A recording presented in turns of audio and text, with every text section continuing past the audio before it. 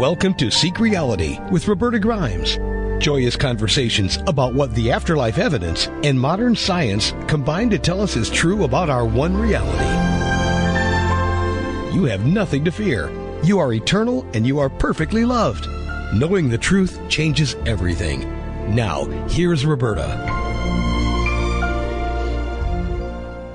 Oh, my dear friends, welcome to Seek Reality. I'm Roberta Grimes, and I'm delighted that you're with us today.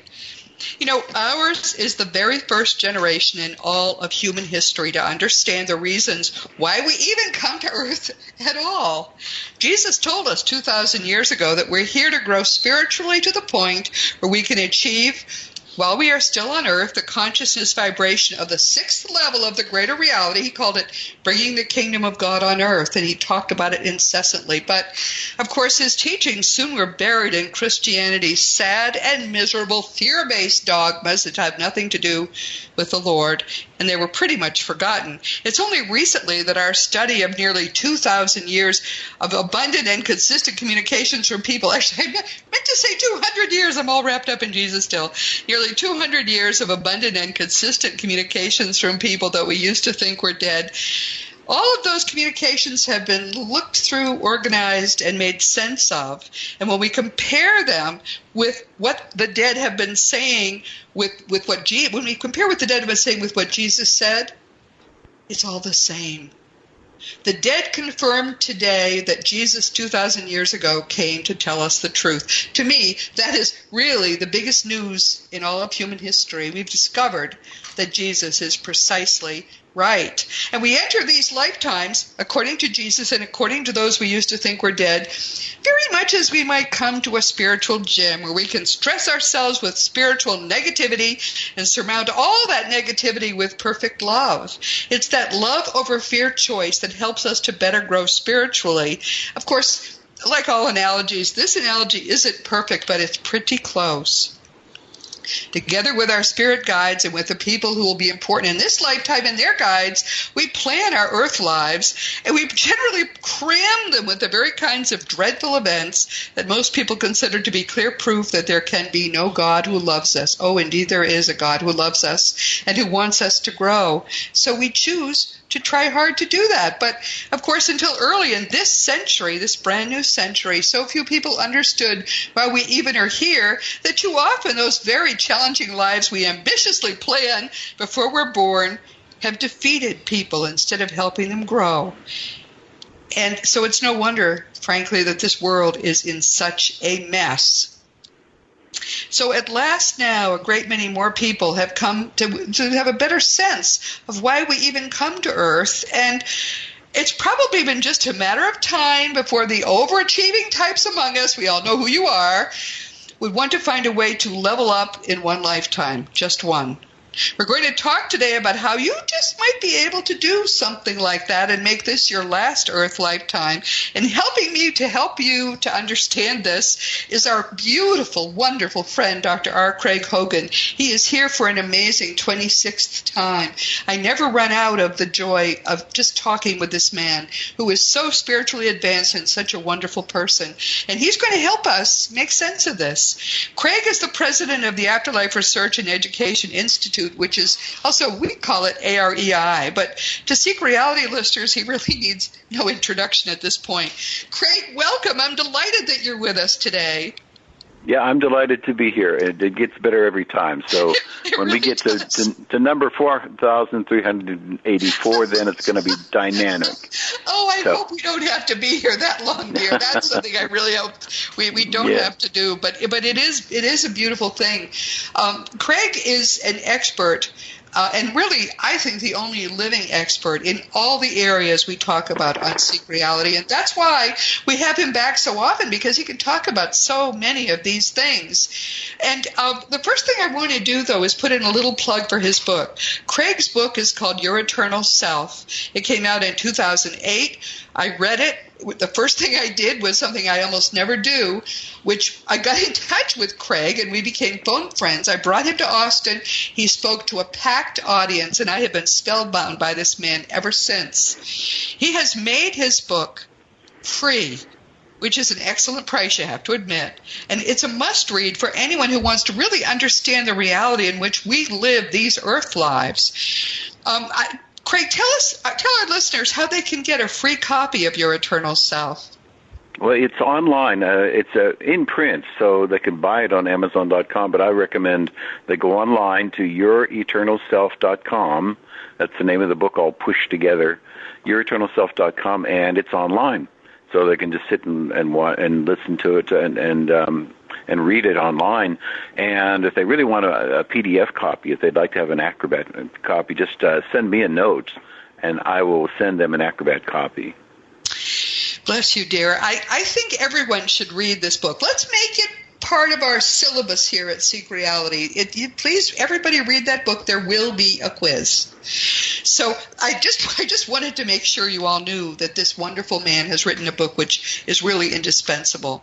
If you read any of the fun books that I've written, you'll find it's always right there among the top 4 books that I want you to read about that particular fun book. That's how central it is to what we talk about each week. So what we're going to talk about today is a little bit offbeat from what we normally do, because normally I have someone here who has written a book that's related to what we need to talk about, and we're focusing on that author and that book. We're going to talk here about something which is really kind of theoretical, but I think it's critically important, because nobody wants to, the Buddhists call it turning on the wheel. Nobody wants to come back again and again and again and face the same lessons. And if your choice is that you want this to be your last necessary earth lifetime, you don't want to come back ever again unless it's your decision to come back, maybe for some important positive reason, you can do that, it turns out. It is possible, but it's not easy, as you can imagine. Someone wrote to me about a month ago. I get emails every day. I spend a lot of time answering emails. It's important to me. But this was a very ambitious guy. He said, okay, I get it. I want this to be my last earth lifetime. In fact, I want to get to level 6, which is, of course, the level right below the source, in this lifetime. Can I even have a life if I want to do that? Or how would I do it? And I thought it was a good question. I asked a number of people what they thought, and my guide, Thomas, who, as you know, has had his own important lifetimes, he really sees this question. And he is going to help us answer it today. He tells me now that he spent really less than 50 years out of body after his last earth lifetime before he came back to guide me. And so he would know, and he wanted to have his last earth lifetime happen too. So we're going to talk to him about that. But first, let's ask Craig, who is the expert on it, to explain where all of this is happening. I mean, we know that this physical reality is less than 5% of what exists. So, Craig, talk about how you understand reality to be structured. Sure. The reality is structured for us individually. So each one of us is going through Earth School, and we are learning lessons in Earth School. And the important thing isn't just that we are maturing spiritually and we're becoming more happier with our lives. It also is the process. The process of growing is very important. So when we're growing together and we're having these experiences together, that process is as important as the goals are. And we can, in one lifetime, in this lifetime, we can have bliss and joy in our lives. And the only thing that holds us back is our own perspective and the fact that society right now is so base and so preoccupied with the material world that it holds us back. But it is possible for us to have peace, love, and joy throughout our lives, and it's just a matter of the way in which we approach life and the things that we do and the choices that we make and the thoughts that we think. So that while we're in Earth School, we structure it. We make the decisions about how it's going to go, and to some extent we just have to give up on the things that we were reared to believe when we were children. Right. Because those are the things that are coming from society and coming from the earth realm, and they're going to hold us back. So we have to come to the point in our lives in which we say, when we turn our backs on that, and say, I'm going forward to live my life in love, joy, and peace, and I can do it just by making the choices that I make. And that's what Earth School is all about. They beautifully said, and understand he's not talking about any religion. One of the things that holds us back most is the fact that we have religions which are all man-made, and they're all very negative. And negativity is what we're fighting. So if you're trying to grow spiritually inside any religion, you're setting yourself back hugely. When I talk about Jesus, I'm never talking about the Jesus of Christianity. I'm talking about the genuine Jesus of the Gospels, who is everything and much more that you ever had hoped. But he's not a Christian, and neither need you be either. So, all right. So Thomas, I asked Thomas, how would we do this? And he said, you cannot achieve the 6th level in one lifetime because there is too much that you would need to do once you've stopped incarnating. Basically, you got to take an advanced course or two once you get home and you're staying home. But he said most of the way is upper 5th level when you would stop incarnating, and that you can do in one lifetime. Now, those who know me know that the Thomas I'm talking about actually had a lifetime. His next to last lifetime is Thomas Jefferson. He doesn't claim that name or that identity now at all. In fact, he felt so unbalanced, having had so much power in that lifetime. Quite unexpectedly, he felt he needed another lifetime just to get back into balance. And so he came back as a farmer named John in Wales, and he died right around the end of the 19th century. So he was out of I came in the 40s, so he was out for less than 50 years. And he says that everyone is hungry to stop incarnating, and he loves the fact he doesn't have to come back. Many people, it turns out, who have earth fame are choosing to come back now, and this is something we'll be talking more about later. I'm just coming to understand this phenomenon. They're coming into lives now so that during this century they can together help us to grow. And rather than coming in himself, he decided to have his old sidekick, namely me, come in instead, and he guides me. I don't think it makes much difference, but it's an interesting phenomenon nonetheless. So I said, okay, how would we do it? Well, it turns out he's been using me as a guinea pig for the past 20 plus years. 20 years ago, he began the process of helping me to grow spiritually, and I didn't even know it. I was becoming overwhelmed by all the negativity on TV, all the horrible. This is 20 years ago. It wasn't even the year 2000. I think it was 1999 when I first decided to do this. I gave up all TV. I gave up all movies. I gave up newspapers. You name it, I gave it up. If we had I certainly never have played video games. I would have given those up. If we'd had social media, I would have given that up. As Craig points out, the negativity of this world is so overwhelming that you cannot really grow spiritually unless you can free yourself. So what I did was to free myself.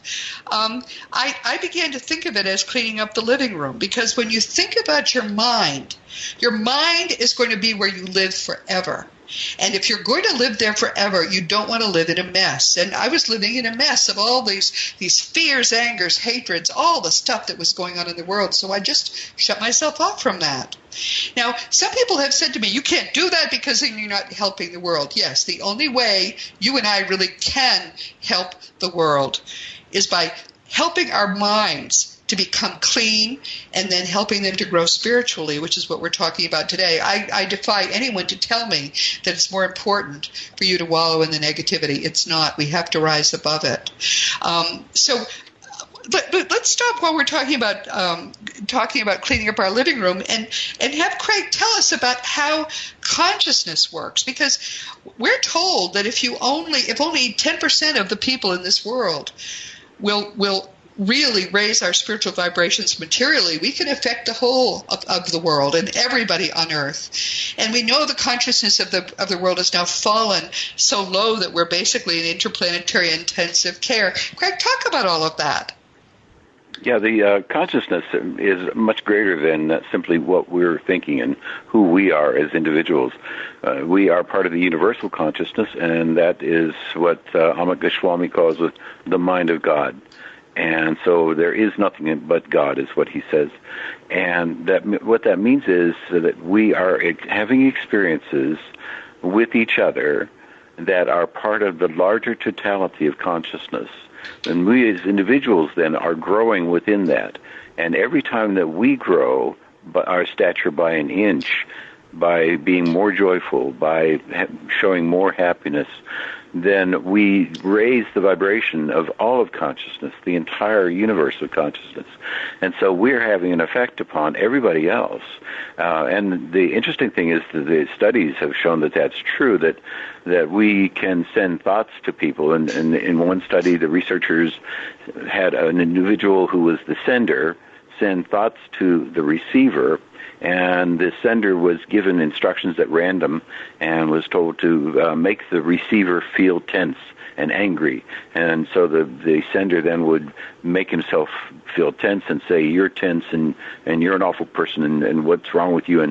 And wow. They put electrodes on the receivers to see if their body was reacting to anything that they were getting. And at the precise moments when these awful thoughts were sent, the individual who was the receiver got them. His body reacted. Now, his mind didn't. He had no idea he was getting them. But wow. his body reacted. And what that meant was his consciousness, the worldwide consciousness that we have, is affecting each other at every moment. And so when good thoughts were sent, then the opposite happened. The person became calm. It was obvious that their nervous system had relaxed. And so they got the thoughts. That means that other people get the thoughts that we think. We are affecting the entire world by the way that we think.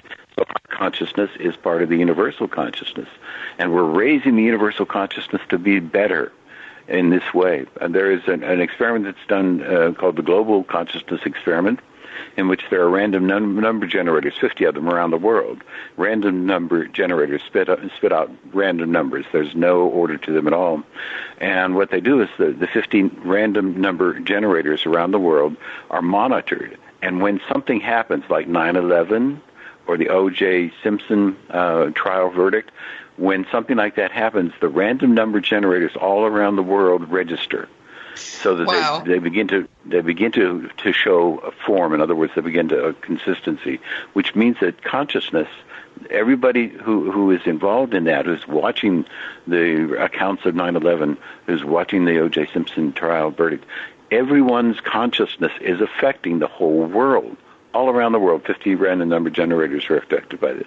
Isn't that extraordinary? And so what we do is, and there have been studies that have been done of an effect called the Maharishi effect, in which Zen meditators would meditate in a city for a period of time with the intention of having love and joy and peace for the people in that city. And during this time, the crime rate reduces, the number of inventions that are creative increase, the number of violent crimes, the number of violence and domestic problems all decreased. And so then a small number of several hundred Zen meditators can affect a whole city, and this has been replicated over and over again. So our consciousness affects the whole world. That's what it amounts to. One of the people we've had twice on, in fact, I would have her more, but it's difficult to get her, on Seek Reality is Lynn McTaggart. She is one of the leading experimenters in this field. Her book, The Power of Eight, which we talked about here on Seek Reality, and as I say, there are 2 past episodes, so you want to listen to them both. She talked about all kinds of experiments like what Craig has talked about that are being done and how powerful. I mean, 8 people apparently who had just had unite their intentions can affect a whole city's level of violence, all kinds of amazing things. So when we talk about your deciding to take control of your life, clean up your living room, have no more negativity coming into your life, we are talking about your deciding to help the world in a very powerful way. And your next question is, how can you give up all that stuff? I never missed it, not for a day. There were so many things that I freed myself to do all the time I got back, because we used to watch TV all night, every night. I used to go to the movies. I used to do I have seen some movies in the last 20 years, but I've been very careful. I don't want any negativity in this beautiful living room that I live in now. And you know what? If I had not done that 20 years ago, you would not know my name. There'd be no Seek Reality. I never would have written The Fun of Dying. I wouldn't have had time. I was too busy doing garbage with my life. So the best thing I ever did for myself was to decide it was time to clean up my living room and make it a sacred space. It will make you so happy when you decide to do this too. And I'm eager to help you do it. So, you know how to reach me. Just ask me questions. Or go to robertagrimes.com and read my blog post called The Living Room. Or I think it's called Your Living Room. And it's amazing how that helps. So anyway, Thomas put this in my mind, and I did it, and I loved doing it.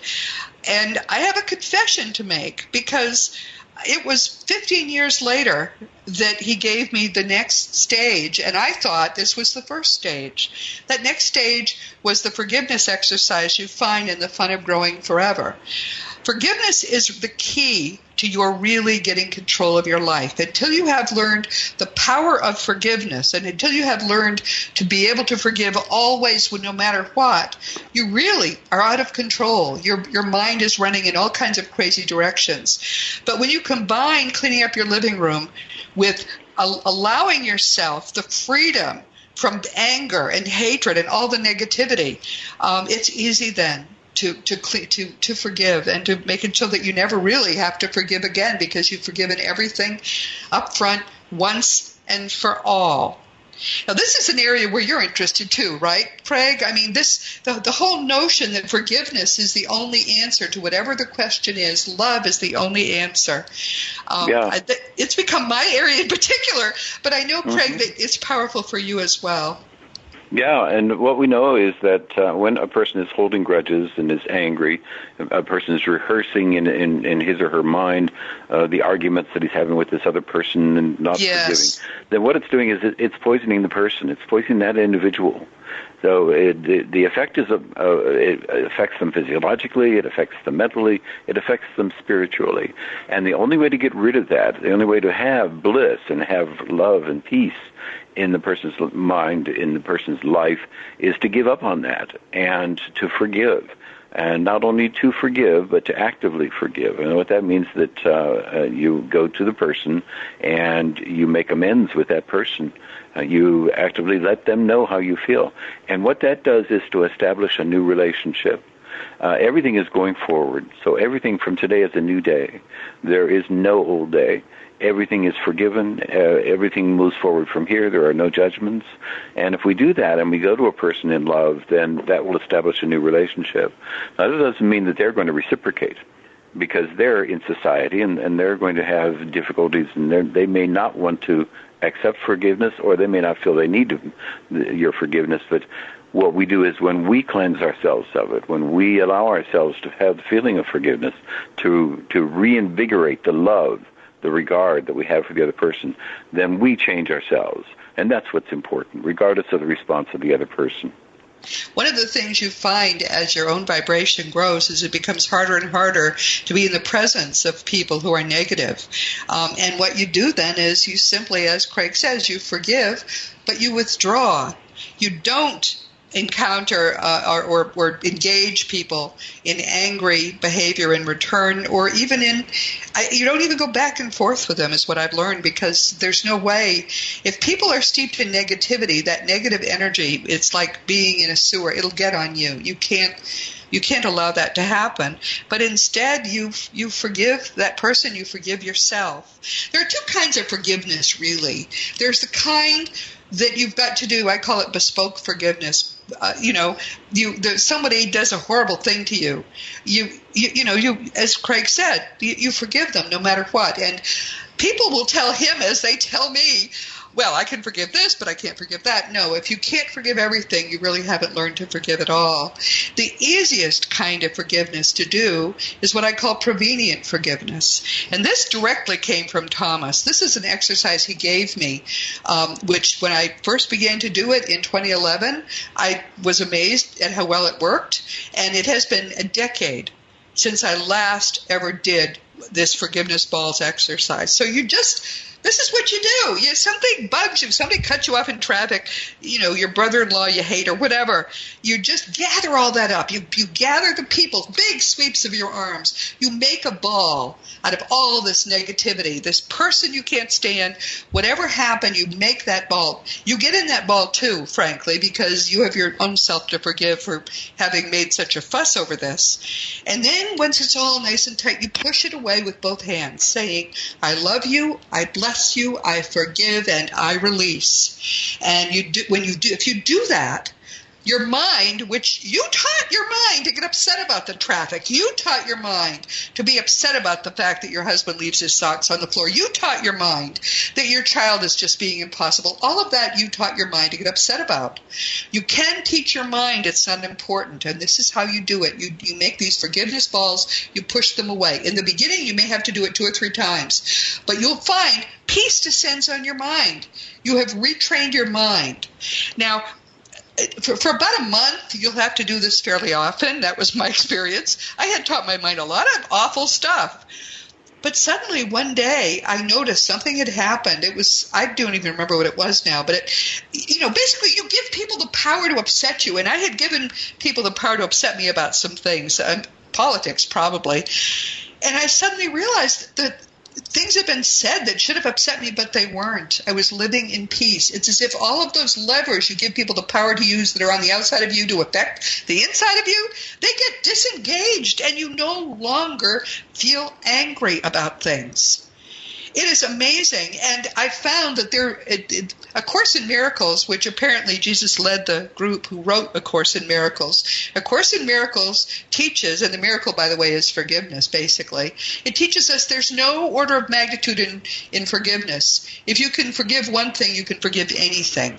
And that turns out, in fact, to be true. I haven't had a problem in a decade, but I've also not been angry in a decade, which...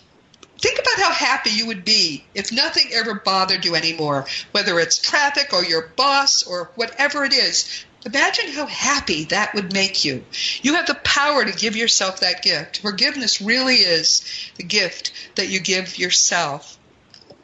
And as Craig says, once you have learned that level of forgiveness, the peace that descends on you really is beyond all understanding. I've never even seen you cranky, Craig, and I think you've been there. You got there much sooner than I did, but it's a wonderful feeling to be at peace. This isn't to say things won't ever frustrate you. This isn't to say you won't ever have a less than ideal day. But it's so different when you are in control. You can withdraw into that well of peace that you've created for yourself deep inside. You can withdraw into that beautiful living room, which is now so beautiful, lovely, decorated just the way you want it to be. And you can sit in that peace. This is something you have the power to do. Thoughts about this? Yeah, and once you've drunk from that well, then you want to keep going back to it. So you actually, when you begin to feel the freedom, the release that you have when you forgive, and you see the results of that, then you will go back there. It becomes something that you hunger for. And when your life is filled with that, when you have none of the negativity and animosity that you had before, then you find that everything in your life is enchanted. Everything in your life is wonderful and lovely and blissful, and you still have frustrations. You can't. Frustrations are part of the physical realm. That's why we chose to be here. We chose this life, this crucible, in which there are negatives and positives, so that we could grow. But once we go towards the light, once we go towards the positive, then there's no turning back, and we will hunger for it after we've done that. We learn to be offended. And we learn to give offense. We teach ourselves that. Yeah, yes. we actually, so that, if Donna comes to me and says, does this dress make you look fat? And I say to her, yeah, you look like a sack of potatoes in that dress. Then she would be offended because then I'm in trouble. Then she would be offended because she had learned to be offended. She had learned to take offense. And I had, and if I meant it spitefully, then I would have learned to offend. But if we don't allow ourselves to be offended, and we don't allow ourselves to offend others, then we will find that our relationships are much purer. They're much cleaner. And they're much happier. This is about happiness. They're much happier. Ultimately. We can live our lives in bliss. Yes. Joseph Campbell said, what you need to do in your life every day when you're going through your life is seek whatever makes you blissful. Seek your bliss. And if you pursue whatever makes you blissful, then as you become spiritually more mature, the things that are loving and compassionate and being done for other people are going to be the things that are going to give you bliss. And so you live your life being blissful by making other people blissful. And that's what we want. That's what Jesus said that we could live. We could have in our lives. It is. Mm-hmm. It makes you so happy. Never forget for a moment, and I say this to you every time, everyone, never forget for a moment that you in particular are eternal. You never began, you never will end. That is true. If you exist now, you always have and you always will exist. What exists? It's your mind. That mind that we're cleaning up now, we're freeing from all negativity. We're making it into a beautiful place. Well, guess what? You get to live in that place forevermore. And it will get more and more beautiful the higher your vibration goes. That's the reason to do this. Because by taking control of your own life, you can make yourself so happy. I mean, people can make themselves suffer too, but why would anyone choose that when you can choose bliss? And yes, this is really true. As I say, Thomas has used me as an experiment. I had no idea. But believe me, if you'd known me 20 years ago, you would not have liked me at all. I was very self-absorbed. I thought that was how you had to be, and kind of antagonistic to people, and I wasn't nice. I'm really nice now, and I like being nice. And I have also so much time. That's another thing that Craig and I really crave is the time to help you. And we get more and more of that the more we're able to give ourselves those sacred areas of space. We're working on doing more of that. Hopefully we'll have some exciting things to tell you before very long about how we can all have more of that wonderful time and wonderful space. But any last thoughts on this, Craig? I think this is such an important conversation for all of us to have. Yeah, and it is something that we grow into and we become better at, and we see the fruits of it in our families, in our businesses, eventually in our cities and our nations. And when this happens in all of humankind, then we will see it in ourselves as a species. But it must begin with us as individuals. Each one of us has to allow ourselves to be freed from those things that are weighing us down like anchors, like albatrosses around our necks. Yes. And to rise above it, and to rise above it one incident at a time. So one example of raising ourselves above the difficulties of the world to feel more joy and peace in that one instance today, then that raises our vibration, that raises us above it by that much. And if we do that consistently, then it will change our lives. Yes. There's no reason for us not to feel love, peace, and bliss in our lives. Yes. It's just that we have to choose it. And to be happy. And, you may think, my husband is a this or a that or a well, my husband I would have paid you to take him at one point in my life. But, it's like a miracle. He has become so nice. I have the best husband in the history of the universe now. I don't think he's changed an ounce, though, Craig. I think I'm the only one who has changed. Mm-hmm. Don't you find that that's true? Suddenly yes, all right. the people who used to bug you are suddenly beautiful. When you begin to understand them, everybody has the difficulties that they're going through. And when our perspective is that person with whom we have problems is going through difficulties in their own life, they're having these things that happen to them, and our role in this Earth School in life is to help them. Our role is to help them out of that, and we don't do it by lecturing them and telling them what they should do. What we do is by loving them, by showing them love, and in spite of the difficulties that we have. And that's what makes a difference in their lives, and it makes a difference in our lives. So Whatever it's a win-win situation. Yes. Mm-hmm. Whatever the question, love is the answer. Never forget that, everyone. Mm-hmm. That's the only possible response, no matter what's happening in your life.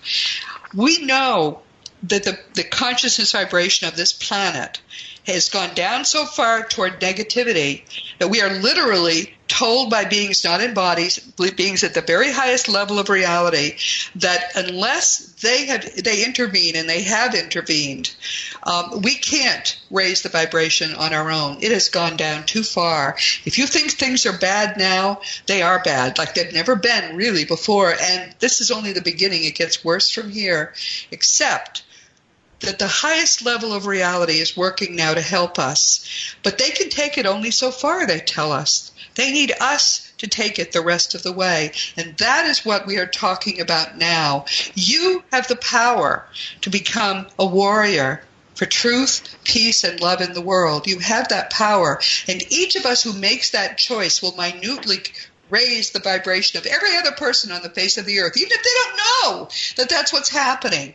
You know, they used to be a lot angrier, but there's an army now of millions, imagine, of people who are working, as we're talking about working, to raise their own vibrations. And suddenly then people who are full of rage aren't full of as much rage anymore. Things look better to them. This is the greatest gift. Doing this in your own life is the greatest gift that you can give to the world. It's the only thing most of us really can do to change anything in the world at this point. And we can do it. And this is what Craig and I have dedicated the rest of our lives to, is helping people understand what's at stake and helping people know how they can become part of this army for truth. And the people who are beginning to do it, and I'm in contact with a number of them, are so happy already. I'm amazed how quickly they're happy. So it's a very exciting time to be alive for all of us. And we can do this. Thomas tells us we are going to succeed now, but we're only going to succeed if we will each do our part. So if any of this interests you, as I say, go to robertagrimes.com and read my blog, or send me an email and we'll talk about it. It's very important to me that each person listening have the chance to do something really powerful and wonderful for the world. Don't you agree, Craig? Isn't this an exciting time to be alive? It is an exciting time, and it's an exciting time for us as individuals and to watch the world change as it changes, because we are to the point now where there's no place to go but up. And so yes. we're going to be watching a change over the next decades, because we will see these things happen. We're in a primitive state. Our government is in a primitive state in the way in which it acts. The schools are in a primitive state. Our society, the religions, all of these are in a primitive. They're spiritually vacuums. And we will watch that change, because it is changing among many people now. It's breeding. It's something like that the mother yeast, in which you take the yeast bread and you spread it around by putting it into another pot with more bread dough, and it makes it rise. And so we're seeing this being spread from person to person. And Jesus said that was true. Buddha said that was true.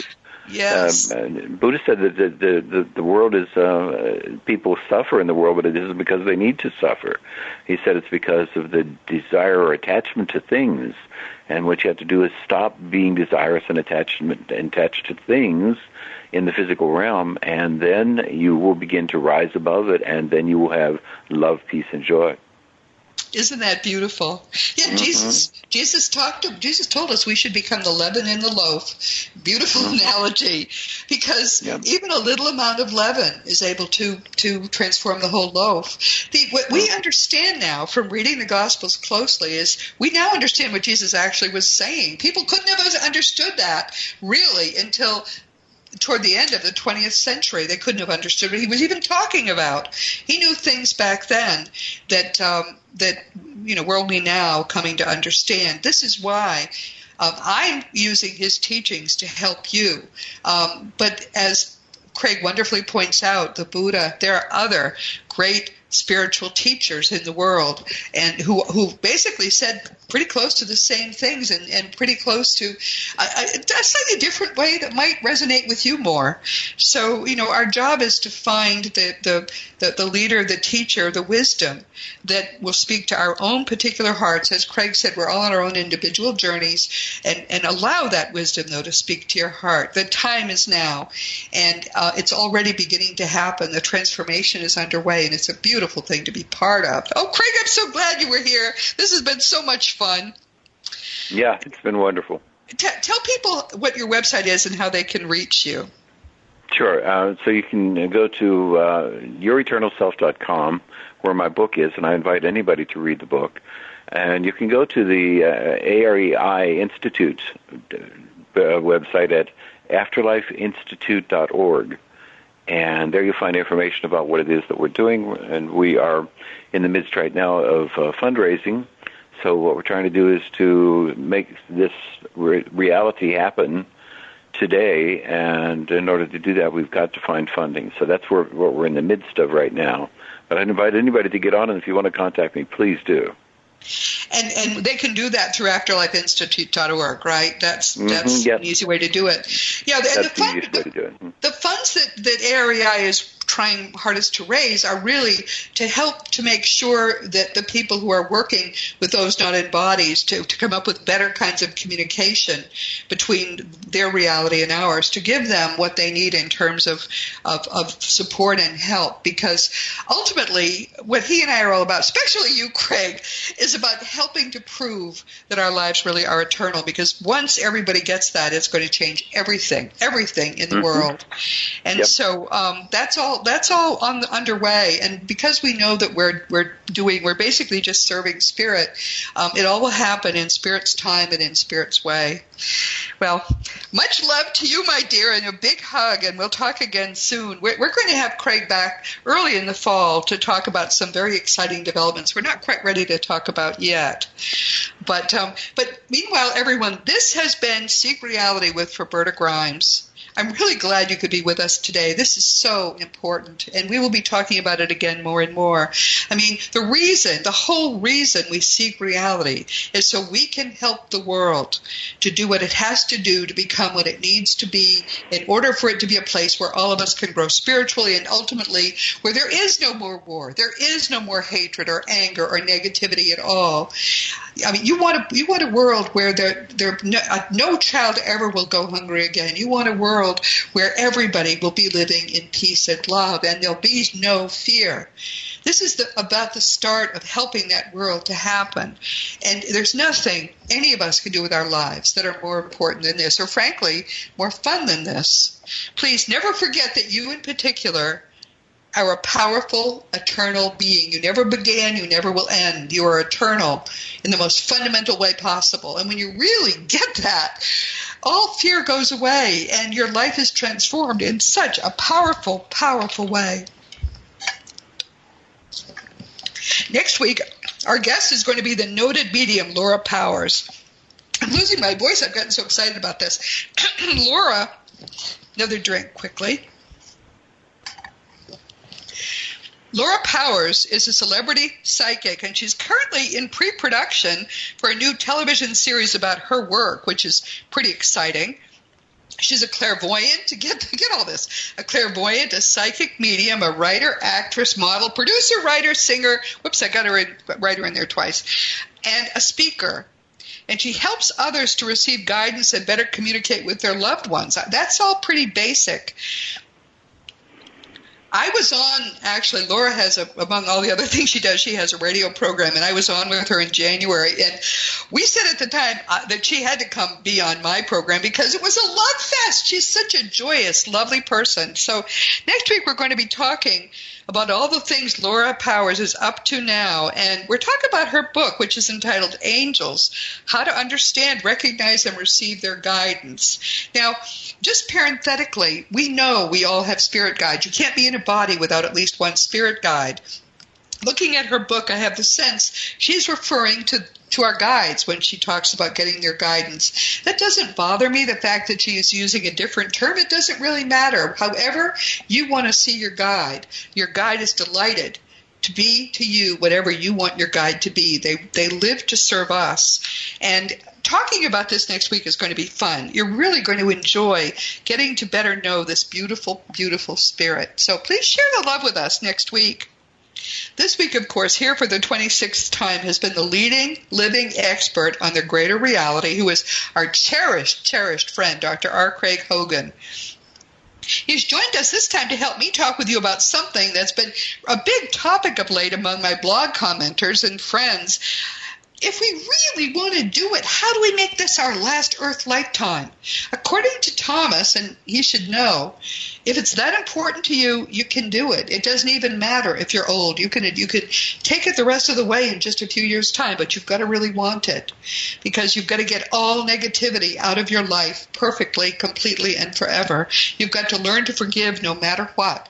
You've got to be loving. No matter what anyone does to you, the only possible response is love. This isn't necessarily easy, but it becomes easier, as Craig said. Once you begin the process, it becomes easier and easier and more automatic. And frankly, as I say, as you know from the title of my books, I really love fun. If it's not fun, why would we do it? Well, it is a lot of fun to grow spiritually. It becomes addictive, that beautiful feeling that you're on top of your life, that there's no downer, nothing to be feared, everything is beautiful. You want that feeling for yourself. And this is the best possible way to do it. So we'll be talking about this again, and I'm probably going to end up writing another book about it once I get to that point. But meanwhile, Craig has helped us today in ways which I'm very grateful for. I'm going to be glad to have him back again. It's always fun to talk with Craig Hogan. And as I say, when he's here for the 27th time, we hope to share with you some very good news. As you know, my nonfiction books are Liberating Jesus, My Thomas, The Fun of Dying, The Fun of Staying in Touch, The Fun of Growing Forever, The Fun of Living Together, and very soon, coming out in the fall of 2019, The Fun of Loving Jesus, Embracing the Christianity that Jesus taught. Now, some people have said to me, "You've been talking about that book for a year, Roberta. What's wrong with you?" Well, it was done more than a year ago. I don't run my own life. Thomas now runs my life with my permission. Your guides can run your life too if you want them to, but I told him he knows better than I. So why don't you just take over, Thomas? Well, he held this book up for more than a year, but he says now it can come out in the fall. I think he's coordinating it with a bunch of other things, but I love this book. My publisher says it's the best thing I've ever written, and what it does is to bring the teachings of Jesus forward so that we can begin for Jesus at last the movement that he came to begin. They called it the Way, and it was Christianity for the first 300 years until the Emperor Constantine and a bunch of other Roman people got hold of it. So we can bring that back, and that's what the Fun of Loving Jesus is all about. For young people, we've got their Fun of Meeting Jesus, because, that's what we want our children to do. We want our children to meet Jesus in love and not in fear. It's the first of at least 2 children's books, beautifully illustrated, that we're hoping the second one will come out by the end of this year, but we're looking more realistically at 2020 because, we still do have to, occasionally we do have to sleep. So if you want to talk about any of my books, of course, all you have to do is go to robertagrimes.com and contact me through the contact block there. I do answer every email. It can take me 3 or 4 days at this point, but I'll stay up late or get up very early to make sure I get an answer to you. So please make sure you give me your right email address. Past episodes of Seek Reality are available on webtalkradio.net, realrevolutionradio.com, iTunes, iHeartRadio, and a number of other stations, including those in the Dream Vision 7 radio family. I love those people. They're just full of sunlight, and they have been so good to us. More and more people tell me that at this point, because they're on the go, they have the app that's available for free in the iTunes App Store, and they just get Seek Reality every week, and they can listen to it as they're exercising or driving. If you ever wonder where we're recording seekreality.com, you can always go to robertagrimes.com. I was reading .com as I said that. If you want to know where Seek Reality is right now, you can always go to robertagrimes.com and click the radio tab, and you'll find out there what we're doing. Occasionally we record before a live audience. Occasionally we don't. It really depends on what's going on also in the rest of my life at the same time. If you enjoy these weekly conversations, you might also want to check out my blog at robertagrimes.com. We talk there about the same things, but we tend to go deeper. And the commenters are really the reason that the blog is so successful. There are some beautiful people growing rapidly who love to share with us there what they're thinking. And as you know, all I care about really at this point is helping you to grow spiritually. Anything I can do, I'm here. Please just let me know how I can help. Living in perfect love eternally, frankly, is the very happiest you're ever going to be, and I want to help you get there. Meanwhile, this has been Seek Reality with Roberta Grimes. Please enjoy and please make the most of this coming week in our one beautiful reality, knowing that you are a powerful, eternal being, and you in particular are infinitely loved. You've been listening to Seek Reality with Roberta Grimes. Roberta blogs and answers questions at robertagrimes.com. Join us every week as we explore what the afterlife evidence and modern science combine to tell us is true about the one reality we all share. Knowing the truth changes everything.